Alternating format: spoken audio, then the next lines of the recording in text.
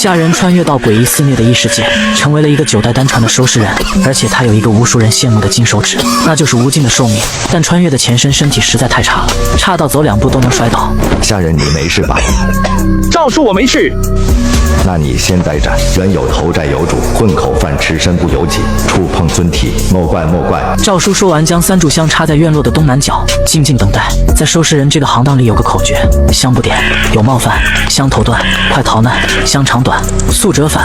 这是白族收尸的规矩，代代传承，必须遵守。都继续吧，没事了。夏人，你负责小一些的就行，其余人多干点。这是在照顾他一个瞎子，其他人自然不会有意见，纷纷开始自己的工作。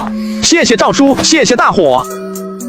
夏人消化了前身收尸的记忆，面对尸体倒也不陌生。收尸前先净尸，双手合十，对着尸体拜了拜。触碰尊体，莫怪莫怪，神明保佑，早登极乐。接着左手取出一枚镇鬼司符箓堂炼制的镇尸符，贴在尸体上。收尸人有自己的规矩，收尸人不问不管不听不说，白族的地位太低，只配干收尸这等活。夏人弯腰就想要将这具尸体拖出去，也许是刚才摔的一跤让他本就虚弱的身体更虚了。一阵不受控制的剧烈咳嗽传来，嗓子一甜，一口血被咳了出来，他的鲜血正喷在那尸体的脸上，好巧不巧的将那张镇尸符污秽。夏人看不见的是，当镇尸符被血污秽失去作用后，他的血竟然被那尸体吸收，然后那尸体突然火了，张开嘴对着正弯腰咳嗽近在咫尺的夏人猛地一吸，因为是瞎子的原因，这一切夏人都没有看到，毫无防备就被袭击了。夏人只感觉身体中有最珍贵的东西被那复活的尸体给吸走。寿命，这诡异的尸体正在吸我的寿命。夏人完全不知道原因，他只感觉自己的寿命正大量的冲入到眼前的诡异尸体中。这个过程夏人一点声音也发不出来，且浑身僵硬不能动弹分毫。随着越来越多的寿命被那诡异尸体吸走，那诡异尸体竟然在痛苦的扭动，似乎想要停下来，但打开了无尽寿命的口子，岂能是说停就停的？所以在夏人看不见的画面里，那诡异尸体的脸部在诡异的扭曲着，甚至开始膨胀起来，越来越大，如吹爆的气球一般。眼前的尸体终于被撑爆了，夏人怔怔地愣在原地，不知道发生了什么。他赶紧摸了摸自己的身体，但他好像一点事情都没有，似乎有什么东西从这诡异尸体中掉落。夏人立即探手摸过去，却是个皮卷。就在这时，赵头听到了声音，向这个房间跑来。夏人立即将那羊皮卷揣在自己贴身内衣里。夏人，怎么了？倒霉，诈尸了。对于白族而言，遇到诈尸不算什么大事，毕竟收尸人这个行当干久了，遇到的怪事自然也就多了，更别说这还是一个充满诡异不祥的世界。你没事就好，回头我会和上头如实禀报。咱们走吧。来到院子里，所有尸体都被抬了出来，身上缠着镇鬼司配发的镇尸符，这就是他们白族的任务。一行人辞别了衙役，回到了镇鬼司天牢那暗无天日的族舍中。赵叔，我太累了，先回房休息了。去吧，我让人把饭给你送到房间去。赵叔等人可怜地看了他一眼，摇摇头去了公共大澡堂洗澡去了。镇鬼司占地巨大，每一个白族都有自己独立的族舍，族舍不大，但贵在自由。夏人回到自己的族舍后，反锁上门。瞎子屋里不点灯，废油，躺在被窝里，先是一阵剧烈的咳嗽，等稍微平息了一点，他取下了眼罩，慢慢地睁开了眼睛。夏人那出生就瞎的双眼，在漆黑的夜里竟然隐隐发光，四周的一切渐渐地清晰起来。在绝对黑暗的环境中，夏人竟然夜能视我，纯粹的黑，夜宵的眼。他取出来刚才捡到的羊皮卷，上面是一篇文字，还有3幅图。兼受养蛊法，鬼术神通为锅中菜肴，日夜观想为火，每日献寿为柴，养出仙虫为骨，为1000年寿命赐法小成，反馈宿主其疾如风，吉利之眼，随心仙骨，乱骨空煞。竟然是一篇鬼术功法，为养寿命得到鬼术。然而虾人最不缺的就是寿命，这岂不是很适合他拥有的唯二特长吗？想到这里，他立即坐了起来，按照兼受阳蛊法上面的图观想起来。观想图、运气图、功法3者合一，并行不悖的在虾人的精神和身体中有序的运转起来。随后在他的精神世界出现了一个巨大的磨盘，一缕缕七彩的寿命从虾人体内涌出，飞入了那2片巨大的磨盘中间。自己的寿命竟然是7彩，这一定是因为自己长生的原因。有了寿命的加持，磨盘开始自动的缓慢的转起来。虾人根据功法的记载，谨守心田，任凭自己的寿命喂养着磨盘。7年的寿命从虾人体内飞入磨盘中，磨盘缓慢又可怕的转动。虾人想要继续多给磨盘寿命，但是却发现7年寿命已经是极限了。不知道过了多久，7滴绿色晶莹剔透的神液从2扇磨盘中流出来，落入了虾人的身体之中。随着7滴绿色神液汇入他的体内，这一刻他感觉身体中那被隐藏长，被禁锢的生命能量突然被这一滴滴的绿色水滴给唤醒。这时候他才惊喜地发现自己的呼吸从未有过的顺畅，就连咳嗽也痊愈了，命保住了。下人取出火折子，将羊皮卷点燃。这世间再也没人知道羊皮卷的事了。做完这一切，下人这才打开自己族舍的房门，拄着手杖面色如常的去外面。3步一咳嗽，2步一晃荡，毕竟身处未知的世界，狗才是王道。赵头早啊！今天给你放1天的假，出去找个郎中好好看看身体去吧。谢谢赵头，我这便去。下人走出天牢，顺着记忆中的路线来到一个相熟的郎中那里，让他给抓了一副药当场服下。嗑药之前剧烈的咳嗽，嗑药之后竟然神奇的康复。郎中，您这药神奇的很，我竟然不咳嗽了。下人当着郎中的面停止了咳嗽，还多给了郎中1罐铜钱为赏钱。见下人千恩万谢地离开自己的医馆，那郎中不解地自言自语道：难道我给他的方子里误加了哪一味药，才会让那个短寿种药到病除？我得赶紧记下来。下人走出医馆，一股阴凉的感觉瞬间出现在身后。我这是被什么人盯上了吗？下人迅速朝镇鬼寺方向走去，直到进入镇鬼寺方圆10里，身后那股阴冷的感觉才消失。镇鬼寺宛如一头沉睡的巨兽，恐怖如斯。前身不过是个短寿种，不会被人无缘无故盯上，必须抓紧修炼，赶紧强大起来。就这样，下人就在收尸和修炼当中，安静地度过了2个半月。这天将是他坚守500年圆满的一天。随着7滴水滴进入身体，那磨盘中竟然开始有所变化，从磨眼中慢慢地爬出来一只百足蜈蚣。下人知道，这是自己养出来的第一只蛊虫，名曰百足。那百足飞出来，对着下人3点头，随即融入到他的左手中。下人感觉他和这百足蜈蚣瞬间血肉相连，他已经成为了百足蜈蚣的主人。关于百足的能力也瞬间涌入他的脑海：广目、铁身、万毒。以后继续喂养寿命，这百足蜈蚣还会继续成长，具备更多能力。同时他的左手也获得了一个能力，名曰五口。5口之内自成方圆，里面足足有10平方大小的储物面积，可以神不知鬼不觉地将东西藏入到5口之内。5口还有第2个强大的能力，蛊4，能从中释放出来神秘的蛊力注入下人体内，让其实力短暂跃升至请阴境，持续时间短，副作用巨大。至此，下人修炼的坚兽阳蛊法完成小成，继续修炼坚兽阳蛊法会破入请阴境。然而想要继续提升，却需要一种名为鬼元物质才行。下人目前也不知道鬼元为何物，只能先走一步看一步。岂料就在这时，他的房门被人敲响了。腾哥，有什么事吗？是赵头，赵头他。下人心头猛地一跳，在天牢之中，最怕听到这种消息。白族本身天天和尸体打交道，遇上恶尸那是早晚的事。赵头他怎么了？今日赵头去黑狱收尸，被隐藏的尸毒所伤，此刻已经被抬回家中。你速去见赵头最后一面吧。尸毒。经常收尸的都知道，尸体收拾多了总会遇到一些不祥。而今天，你的同事就因为收尸中了尸毒。据说在这个诡异的世界，只要沾染上一点，都将活不过第3天。此时的你已经来到了同事家，开门的是同事的女儿，也是你的青梅竹马，但却已嫁作别人妇。虾仁，你是来看我爹的吧？是的，赵叔他怎么样了？这也许就是生在白族家庭的宿命吧。赵美娥习惯性地拉起下人的手，就要往家里走去，下人却轻轻地把自己的手从赵美娥的手中抽了出来。美娥姐，我已履职白族，白族的手不干净。众所周知，白族的手是用来收尸的手，在外人看来是最为不祥的。虾仁，你别跟我来这一套。我爹，甚至我那已经去世的夫君也是白族，白族不祥，那我赵美娥岂不是大不祥？说罢不由分说地拉起下人的手，关上赵家大门向里走去。已经去世的夫君。爹，虾仁来看你了。赵叔，您怎么样了？房间内漆黑一片，因为中了尸毒之人怕光、怕亮、怕水，所以房间内没点灯。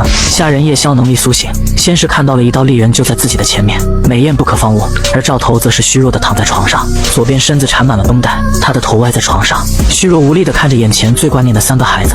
下人你来了，我没2天好活了，但君山他才12岁，我死后就要替我入镇鬼司天牢任职白族。下人，到时候你要多关照他。赵头的婆娘是从蛮地买来的，赵头嫌弃他不懂礼，不让他进屋，只对着自己的2个孩子交代后事。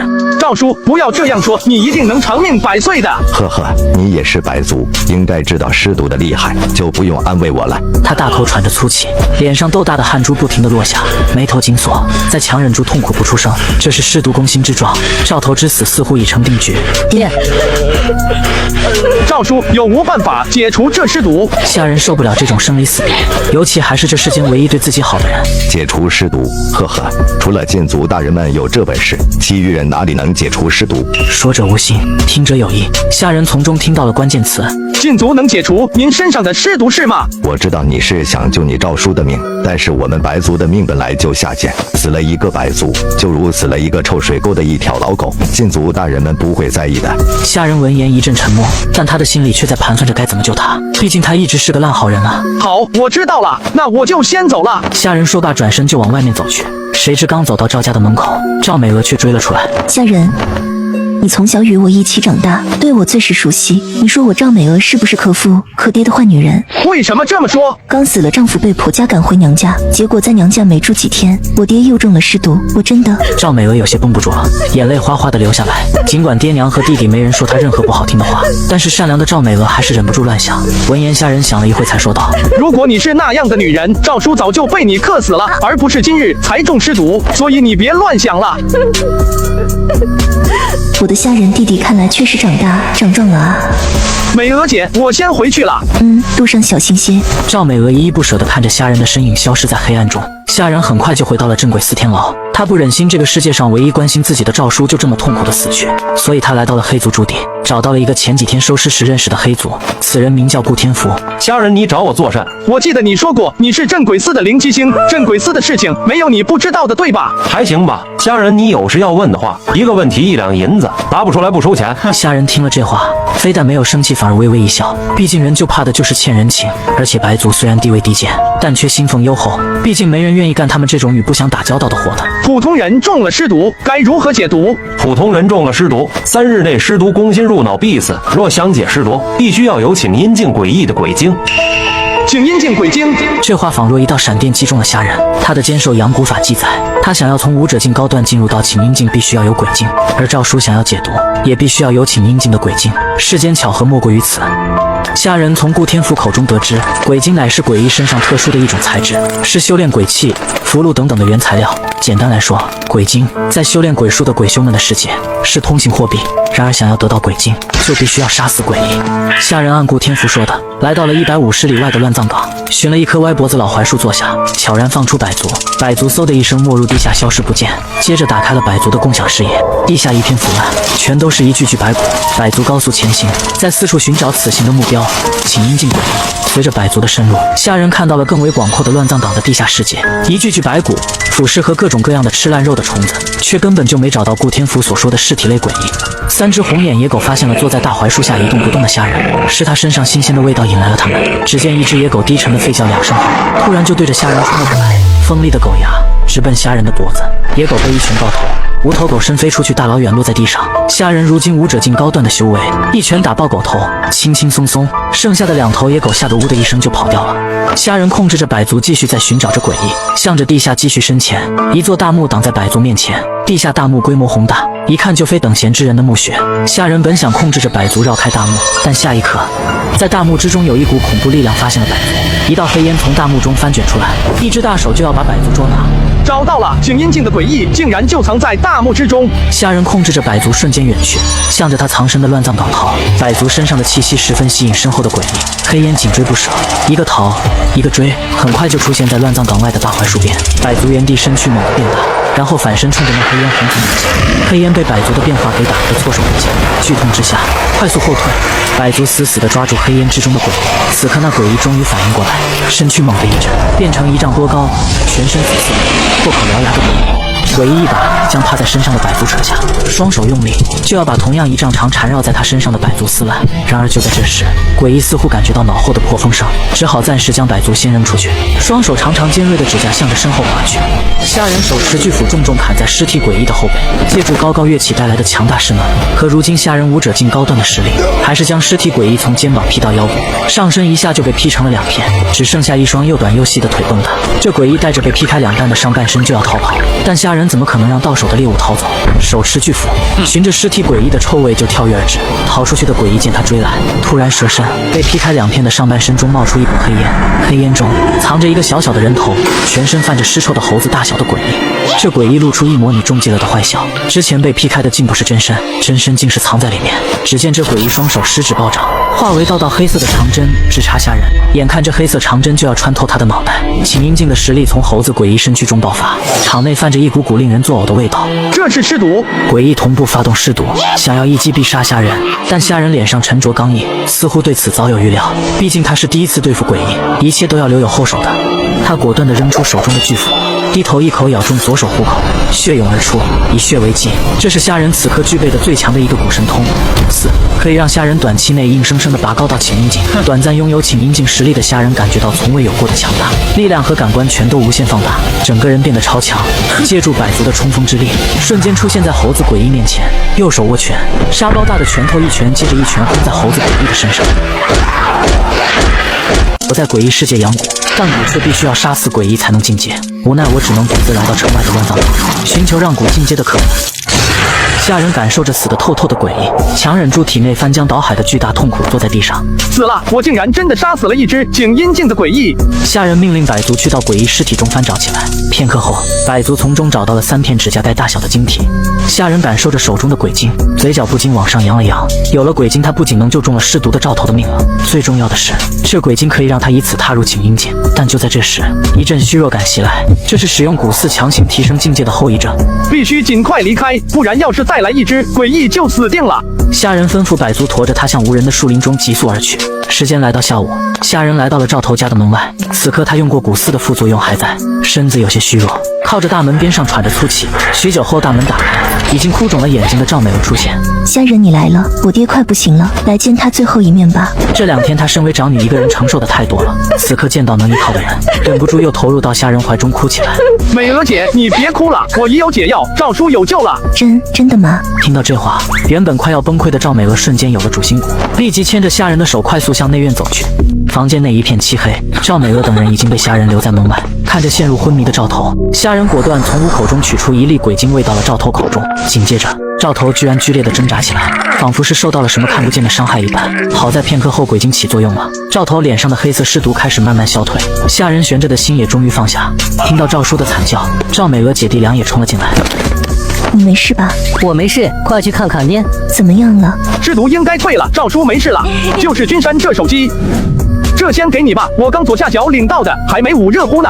左下角连最新的华为 Mate X 都有了。这次赶上年底，左下角准备了不限量的苹果16 Pro 和华为 Mate 60 Pro， 但3折叠，只有8000台，数量有限，先到先得。我已经在左下角领过苹果了，还能领吗？我这都领好几台了，只要点左下角下载注册，升级，苹果、华为一起领。那这次申请门槛会不会很高啊？你放心，我特地找左下角申请的专属福利链接，加速链接，升级快要求低，再培养个手冲送的孙悟空，升级还能更快。还是从你左下角下载吗？对，一定要认准这条视频的左下角下载注册后上线，就能看到领取界面了。挂机升级，直接包邮到家。那我们一会儿就去领一个。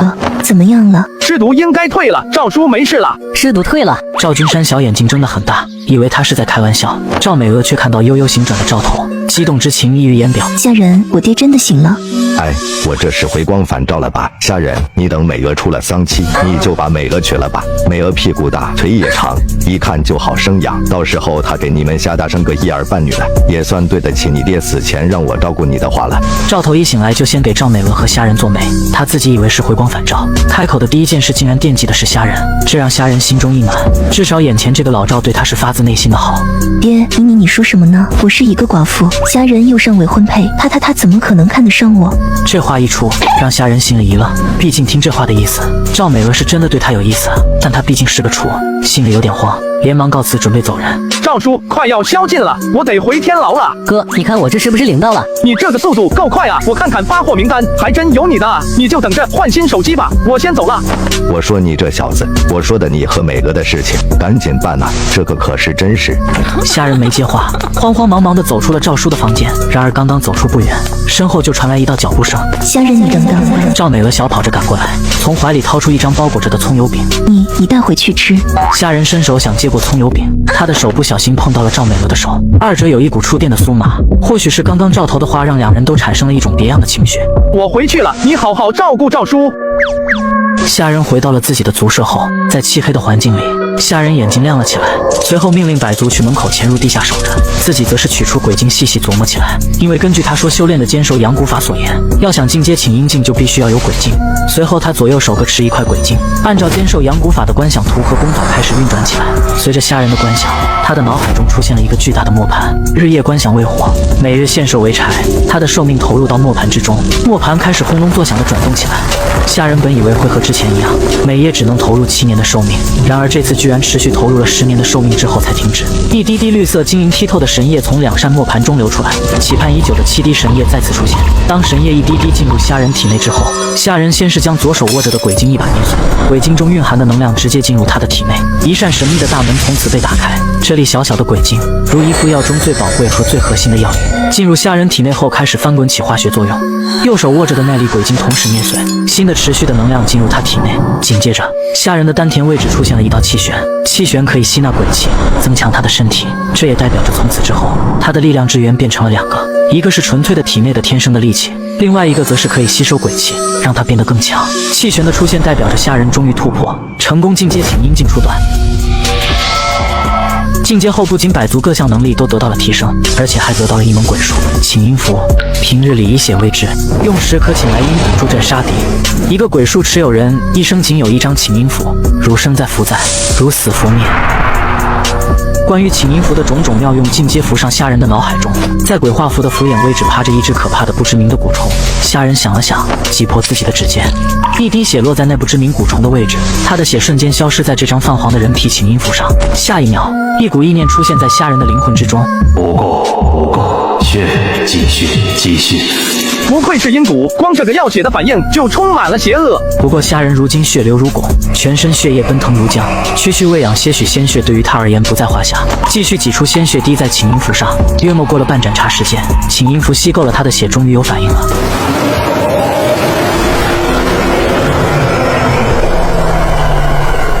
我在诡异世界养蛊，今天是我第一次契约阴蛊，然而召唤出来的蛊却想杀死我。九曲黄泉，阴蛊尸身。四周的温度在快速的下降，宛如坠入冰窖一样强大、阴暗、邪恶。这是眼前这个阴蛊尸身九曲黄泉给虾仁的感觉。区人类，区请阴，怎么会将老夫给请出来？3只眼睛冰冷消煞，毫无情感地看着眼前的虾仁。有什么事？虾仁此刻有些不能自已，他不敢相信，一只如此强大的阴蛊，竟然是他请出来的。请来阴蛊实力如何，全看鬼术持有人之生命强度。莫非是因为自己无限的寿命请出来的这位大爷吗？我持有请阴符，今日请君出来，不过是第1次见面。听了虾仁的话，那3眼阴蛊好像听到了世界上最可笑的话，冷冷地看着他，3只眼睛射出幽幽的寒光。沉睡了几万年，老夫竟然被一个人类少年请出来，真是有趣啊！外面的黄泉水翻滚如墨，发出阵阵腥臭的味道。3眼阴蛊突然靠近，距离虾仁只有1寸。那彻骨的寒冷、透魂的邪恶吹入虾仁的3魂7魄，仿佛能将他的魂魄冻结。3眼阴蛊盯着他看了好久，久到虾仁快要冻成冰棍了。原来是这样。3眼阴蛊怔怔地说出一句话来，随即消失不见。那彻骨的寒冷和邪恶如潮水一样退去，虾仁的血液在体内重新奔腾起来，将寒冷驱逐。好可怕，好强大，这到底是个什么东西？虾仁不知道刚才召唤的阴蛊到底是什么来头，但有一点虾仁却清楚，通过请阴符请来的阴蛊不会对他不利，反而阴蛊越强大，对他就越有利，在以后的战斗中可以发挥最大的作用。次日赵头也回到镇鬼寺，白族鬼区一片欢声笑语，虾仁也没有打扰，继续将自己关起来修炼。日子就这样平淡的过了2天半后，虾仁的房门被敲响了。虾仁一开门，一道身影贼头贼脑的溜了进来。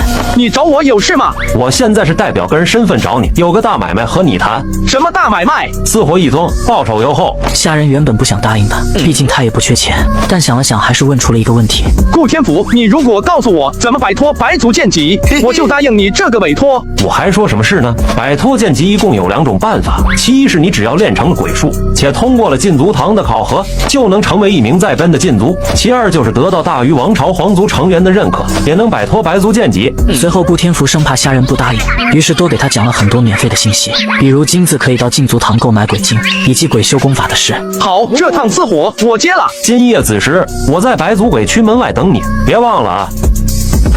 你天生是瞎子，特别适合做这样的见不得光的事情。嘿嘿，等攒够金子，我就去禁足堂买一个鬼园，我顾天福就能修鬼术、脱剑戟。顾天福的目标很明确，就是攒金子、买鬼园、脱剑戟。虾仁又何尝不是？他想要从禁足堂买到坚守阳谷法的后续功法，或者从禁足堂那里打听到后续功法的消息。不管如何，都需要金子。到了，你下去吧。按照与这里主人的约定，我是不能走下马车的。你下去后，自有人会领着你走的。虾仁点点头，知道委托方保密第一也算合理。他走下马车，百足从他的鞋子里悄然沉入地下。第一次外出，小心一点，总不为过。走吧。有人走上前来，带着他向前走去，一路悄然无声。但是虾仁却通过百足的共享视野，将这里一切看得清楚。带路的是一个老者，庭院很大，九曲环绕。老者是真的带他绕了一炷香的时间，最后才来到了一处独立的3层小楼前。场中等候的中年男子在虾仁眼睛上重重看了一眼，他身后有一个人化为一道粉色的烟岚，悄无声息地出现在虾仁的面前，单手捏着一根长长的银针，刺向虾仁的眼睛。整个过程就连一点风声都没有带起来，银针还有一根头发丝的距离就要插入他的眼睛之中。虾仁对此毫无知觉，依旧笔直地站在原地。粉红色的烟岚缩了回去，化为一个身穿粉红衣裙的女子，对着中年男子点点头。身居上位的中年男子微不可察地哼了一声，示意虾仁通过了考验，可以开始今日的收尸活了。顾天福这是接了个什么私活，居然如此大动干戈？你眼前有一座小楼，进门后顺着右北前行，进入2楼暖阁，那里有一具需要你收敛的尸身，听明白了吗？没问题。虾仁不再多言，以手杖点地向前方走去。那9具上位的中年男子始终盯着虾仁，如果虾仁有半点不是瞎子的表现，他就会下令将其当场击毙。毕竟这件事涉及他镇北王府的颜面。2层暖阁一片漆黑，这正好给了虾仁启动夜宵能力的环节。只见房间内贴满了镇尸符，在暖阁的东南角还悬挂着一把血迹斑斑的长剑，长剑镇血，血杀压尸。这是一把百人斩的长剑。如此大动干戈，这暖阁中的尸体到底是什么来头？虾仁继续朝着里屋走去，屋子里有一张大床，大床上同样贴满了镇尸符，一张粉色的纱帐遮盖了大床，那里传来淡淡的香味。香味没有尸臭，也没有血腥味，这让虾仁的心里咯噔一声。事出反常必有妖，但就算现在他想回去，那么他和顾天福就会变成一具尸体，且尸体今夜就会神秘的消失。虾仁壮着胆子扯开那纱帐，透过百足的共享视野，让虾仁看到了一辈子不可能忘记的一幕。魏法勤，这个白族靠得住吗？回禀王爷，属下接到王爷命令后，对这个白族的祖上9代调查过，其祖上都是王朝在册的白族，并无可疑之处。镇北王听了这话，方才缓缓的点头，不再多言。本姬查到什么了没有？到底是谁敢如此残害本王的爱妾？回禀王爷，行凶者乃是镇鬼司一直追捕的恶犯，名欢喜真君，是欢喜鬼母近年来的新宠。哼，镇鬼司不过是小皇帝的一条狗，本姬此事交给你，务必要生擒欢喜真君。遵命，王爷。另一边的虾仁看到了毕生难忘的一幕，一个年轻女子被大卸8块，被斩断了身体的部位之间，用一朵红色的花连接着，那花开的鲜艳，如血一样赤红，怎么看都是她正在享受，但偏偏她已经死了，且尸体还被分尸。无限寿命的我穿越到诡异世界远古，但我现在的身份却是一名收尸人，而今天的对象是一名死状极其怪异女子。只见女子的身体已被大卸8块，被斩断了身体的部位之间，用一朵红色的花连接着，怎么看都是她正在享受，但偏偏她却已经死了，且尸体还被分尸了。虾仁强忍住内心的惊慌，假装对眼前的诡异女碎尸视而不见，然后在东南角点燃3炷香，收尸前先净尸，双手合十，对着尸体拜了3拜。触碰尊体，莫怪莫怪，神明保佑，早登极乐。然后才开始一块块的收拢碎尸。约莫1个半时辰之后，一个正在沉睡的绝色女子出现在虾仁面前，最后在确认了一下没其他问题后，他才手杖点地离开了这个暖阁。镇北王爷等人一直等在外面，他站在那里看着眼前的3层楼，一言不发。当听到虾仁手杖点地的声音之后，一名管家从王爷身后走出来，将紧闭的房门打开。如何？刑部主命已经全部完成，还请查验。镇北王爷身后的粉姬化为一道烟岚进入到小楼中，片刻后，烟岚出现在王爷面前，粉姬对着王爷点了点头。走吧。管家的话非常少，带着他离开，只不过这一次离开的路线更绕，与来时完全不同的路线，其目的当然是让他这个瞎子摸不清来时的路。真够谨慎的。嘿嘿，虾仁，你果然没让我失望，这一单委托放很满意，以后的私活就会源源不断的来了。顾天福将一个小袋子放入虾仁手里，10两金子不重，但却是意外之财。如果能有源源不断的意外收入进账，虾仁就能早一些去禁足堂买坚受阳谷法界命境的观想图。虾仁鼻子突然抽了抽，闻到了一股浓烈的火焰燃烧的味道。镇北王府那座3层小楼此刻已燃烧起了熊熊烈火。镇北王爷站在火前，看不出他的情绪。此乃镇北王府之旨，把所有见过小青那个模样的下人全都处死，为小青陪葬。是王爷。魏法勤，你盯着那个白族收尸人，如果有任何不妥，即刻杀之。是王爷。本机立即去缉捕那欢喜真君，务必活捉。遵命，王爷。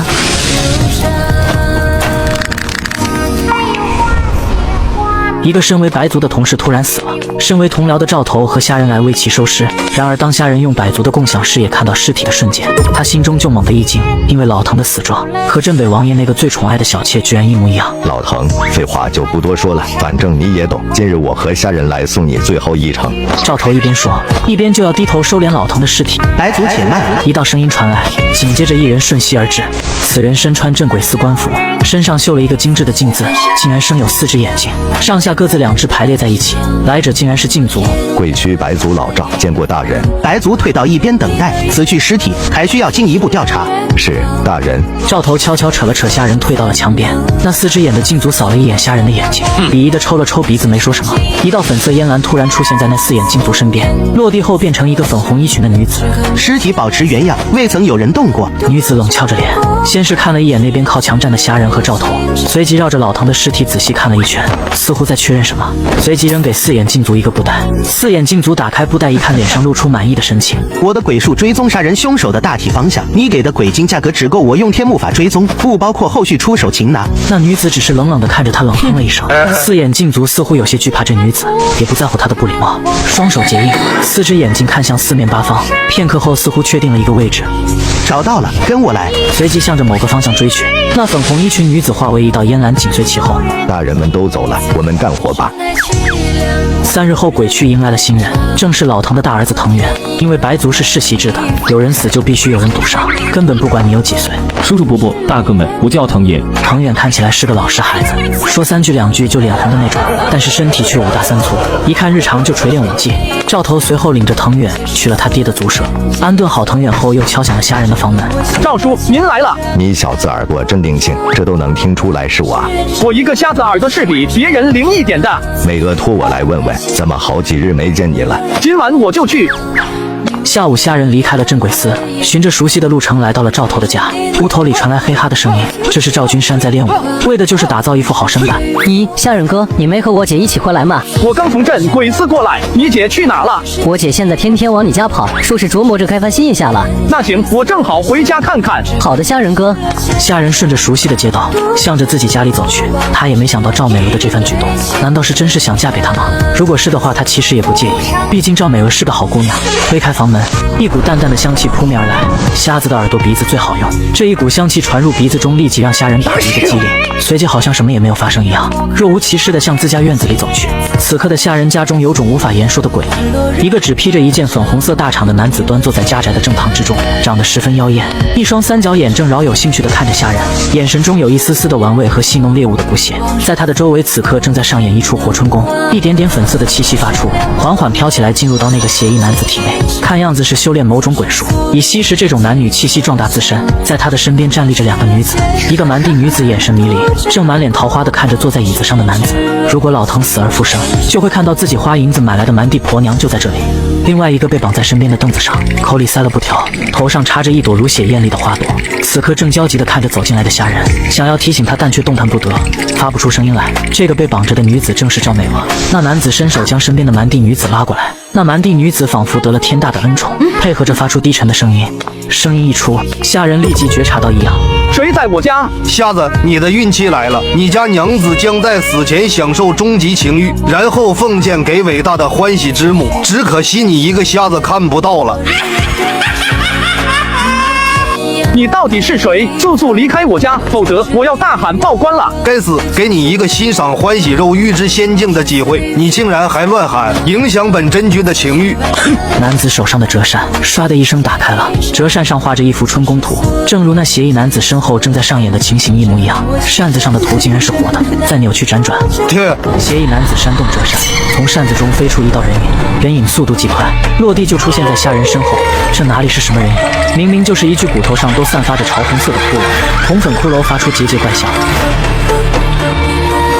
瞎子刚穿越就中了邪修的法术，而且就连他的女友也被抓了起来，只因他的女友乃是诡异源头的毒品。吾伟大的爱欲之母啊，卑贱的信徒今日喜得一天生异禀之女，特向您奉献欢喜肉预知仙境。欢喜真君一脚把脚下的蛮地女子踢到一边。相对于天赋异禀的赵美娥来说，这个蛮地女子简直就是山鸡野狗一样。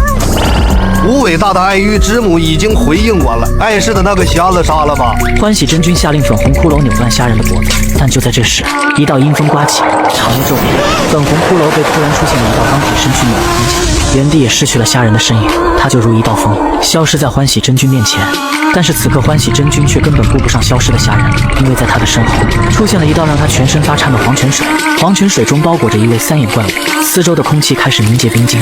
欢喜真君动弹不得，他的牙齿上下咯嘣咯嘣地咬在一起。饶命！我乃欢喜鬼母信徒，还请高抬贵手。话音未落，三眼鹰骨从黄泉水中猛地窜出，如巨蟒吞噬猎物一样，一口将正在求饶的欢喜真君吞下。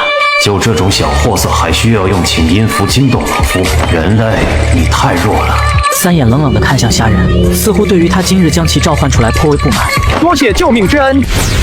气息就在前方。我们追踪了这么久，你一直说在前方，你的鬼术到底行不行？鬼术只能追踪大致方向，要是我也有手机辅助鬼术就好了。想要就去我左下角领，反正不花钱。有这好事，又不是点了左下角就有，你得下载注册才行。我左下角华为 P70和苹果16 Pro Max 配套送，我还能骗你吗？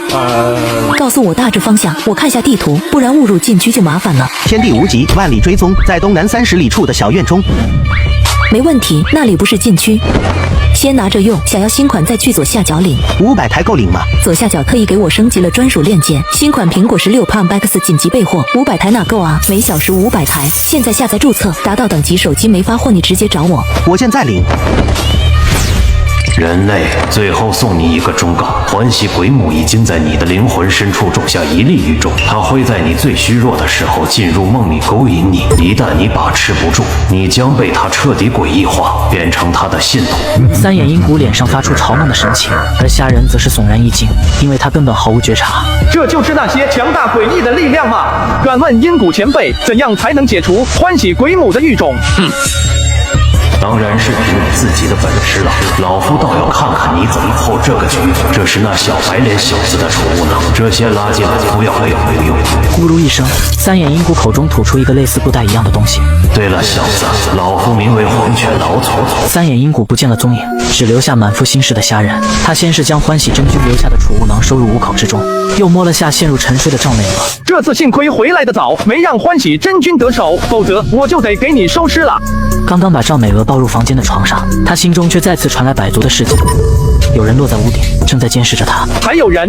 虾人假装若无其事地在自家的院子里扫地。通过百足的共享视野，他看到了老熟人粉姬。他奉镇北王命令追踪欢喜真君，今日循着轨迹找到了虾人的这个院子，但观察了一阵却没发现任何异常，这才转身离开。得到百足报信的虾人这才停了下来。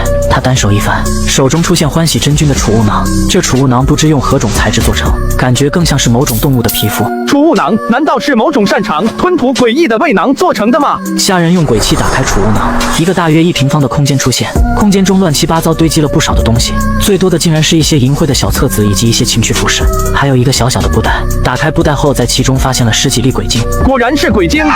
虾人快跑，有妖人！身后房子里传来赵美娥焦急的呼喊声，虾人身躯如风，瞬间出现在赵美娥身边。美娥姐，没事了。虾人，那个妖人呢？莫怕，刚才有镇鬼司的大人出现，将妖人杀了。啊，是吗？太好了，那妖人太恶心了。把赵美娥送回了家后，虾人径直返回镇鬼司潜修。毕竟今天经历的凶险让他产生了无比强烈的危机感。虾人回到房间内，将身上全部的鬼精取出来，一共仅有16粒，其中绝大部分还是从欢喜真君身上得来的。也不知道这些鬼精到底够不够冲击请阴境中段。虾仁深深吸了一口气，先按照请阴境观想图开始今日份的修炼。通天磨盘出现在脑海，虾仁此刻是请阴境初段巅峰，下一个阶段就是请阴境中段。随着虾仁手中的鬼精一一碎裂，鬼精之中饱含的鬼气瞬间散溢出来，他立即转动丹田气海中的气旋，将那些鬼气全都吸入体内。一股股神秘气息在虾仁体内沸腾起来。然而就在这时，虾仁的精神世界被强行拉入到一片未知所在。夜晚的月光洒下，慢慢的从原野中开始升腾起一个巨大的肉球，而且那肉球居然是用一具人类躯体做成的。肉球上挂满了男女，乃是肉球的一部分。上面的男女还是活的，对着四面八方发出某种声音。虾仁仅仅是看了一眼这个肉球，他的精神世界瞬间被拉入一片粉红色的肉欲之中，这里面96人，不堪入目。一股股原始的情欲开始在虾仁的身体中升腾而起，让他心跳加快，面红耳赤。没想到仅仅是看了一眼，竟恐怖如斯。虾仁也瞬间意识到，这肉球乃是一尊强大无比的鬼。他如果无法控制这个欲望，那么他的身体就会被鬼异化，最终变成那个巨大肉球上的一部分，成为肉球的肉欲奴隶。虾仁感觉自己快要被撕裂，他的脚开始诡异化，从他的双脚上竟然开始生出无数的肉芽。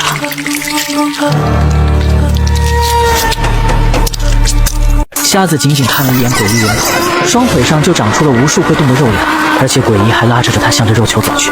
一旦被拉入肉球之中，那么他将永世沉沦，彻底沦为诡异。虾仁双手慌乱地扯那些肉芽，这些是长在他的双脚上，扯肉芽就等于撕他自己的肉芽。但虾仁现在也顾不上那么多，只能强行撕扯着肉芽，但却根本没有用，因为有更多的肉芽从他的腿上生长出来，肉芽疯狂地扯动，要把虾仁投入到肉球中。就在虾仁快要被这些越来越多的肉芽带着投放到肉球的时候，虾仁身后突然出现了一尊通天磨盘，紧接着一股洪荒气息从磨盘中散发出来，瞬间注入到虾仁体内。诡异化的力量被通天磨盘给淬洗一空，虾仁也被拉扯而出，离开了那个荒原幻境。太凶险了！那个荒原幻境中的肉球，应该就是欢喜鬼母的本体了吧？黄泉老祖曾经告诉过虾仁，他杀了欢喜真君，已经被欢喜鬼母在他的灵魂中下了狱种，会在某种时候勾引虾仁。一旦他把持不住，那么他将成为那个肉球的一部分。怎么办？继续还是放弃？今日虾仁原本是想要冲击请阴境中段的，但却没想到会发生这种事情。然而就在虾仁犹豫的时候，他突然感觉自己的皮肤上有一股类似电流的感觉。这是磨盘的力量，竟然还有残余在我的身体之中。虾仁脸色大喜，再也没有丝毫的犹豫，立即盘膝而坐，再次取出2粒鬼镜，开始按照观想图和功法开始冲击。这一次他没有再被拉入到欢喜鬼母的幻境之中，一切都很顺利。当虾仁把全部的16粒鬼镜都用尽之后，在他的体内传来一声清脆的声音，似乎有什么东西应声而碎，又似乎有什么东西应声而起。终于突破了！虾仁成功从请阴境初段进阶请阴境中段，同时他的身体再次发生新的变化，得到了最新的能力极力之眼。一瞬间，他有一种不可思议的视野穿透度和广度，不仅能看到的距离增加了好几倍，还拥有360度无死角的视野。而且虾仁还感觉到，这极力之眼还可以随着境界的提升而继续提升。难道是因为我这夜宵的眼吗？吃过饭后，虾仁跟随着藤远来到了练武场，原因是他也想试试看请阴境中段的身体强度。然而两人才刚来到练武场，就传来一道无比嚣张的声音：白族小子，过来陪大爷我练。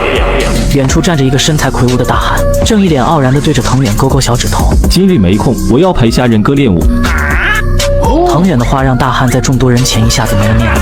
大汉周围还有不少的练武者，纷纷对着大汉投来轻视的眼神。邝老五，连白族小子都不鸟你，你真是越混越差。邝老五本就是四肢发达、头脑简单之辈，被这一句话给直接勾起来怒火，再加上四周人们的讥笑，这家伙瞬间怒火攻心。白族小子，你竟然敢不听爷爷的话，招打！邝老五右脚轻轻点地，一招大鹏展翅向着藤远杀来，鹰爪功由其独到之处，从天而降。邝大哥，你来真的啊！藤远面对邝老五的这一抓，脸色都变了。他身边站着虾仁，如果他躲避，那么虾仁就会被邝老五的鹰爪功所伤，所以他没退，错步向前，双拳如游龙，摆了一个奇怪的姿势，以一个刁钻的角度对着邝老五迎了上去。两个人一触即分，邝老五被藤远那后发先至的一拳打中面门，而藤远也好不到哪里去，他的左拳被鹰爪功抓破，左手上鲜血淋漓，似乎伤了筋骨。本以为藤远会选择退却或者离开，没想到站稳脚步的藤远如一头发疯的老虎，口中暴怒一声，竟然挥动右拳向着邝老五砸去，拳头如电，势大力沉，将邝老五干翻在地。临危不乱是个可造之才。虾仁冷眼看着发生的一切，从藤远没有选择逃避，反而是主动应战，将虾仁保护在身后时，他就赢得了虾仁的信任。另一边的藤远则是不饶人，邝老五早已被藤远给干懵了，眼看藤远的一拳就要轰在失去反抗能力的邝老五脸上。好狠的白族小子，让我来会会你！一片腿影斜刺里杀出来，直奔藤远的面门。如果藤远继续拳打邝老五，那么他的身体就不得不承接着密集的腿法。藤远右拳改向下轰击为腿部，对着那腿影连续轰出几十拳，密集的声音响起，两道人影疏忽分开。藤远的对面站着一个同样身材魁梧的男子，只不过这个男子比起来邝老五而言更显得狰狞。白族小子不过是比武切磋，邝老五已经倒地，何故下此狠手？此人一上来就站在道德制高点，指责藤远下死手伤害邝老五。藤远的右手此刻背在身后，正不停地颤抖，但是他始终牢牢地将虾仁护在身后，不挪动半分。对面的刀疤脸此刻内心里也翻起滔天巨浪，因为他的双腿在不受控制的颤抖，随时都可能支撑不住。强哥小心！耳边传来邝老五的惊呼，刀疤脸刚抬起头，就发现对面的白族小子咬着牙，面色狰狞地对着他急冲而来。刀疤脸一身功夫都在双腿，此刻双腿暂时失去了攻击的能力，只能眼睁睁地看着藤远冲到他的怀里，然后抬起头对着他的下巴狠狠撞去。下巴乃是人体脆弱之处，被这样撞击之下，刀疤脸直接飞出去，且干脆利落地晕了。藤远的头也破了，血顺着他的头流下来，但是他得势不饶人，满是血的脸上双眼怒目，直视如虎，抬起脚，干脆利索地把即将要恢复战斗力的邝老五一脚踢晕。虾仁哥，你没事吧？即便在这种情况下，藤远还是回头看向虾仁，满是血的脸上惨笑着。好歹毒的白族小子，竟然用卑鄙的阴招暗算我的2个手下，拿命啊！一杆去了枪头的长枪从藤远视野死角处挑来，这一枪没有留手，是要废了如今已经没有反抗之力的藤远。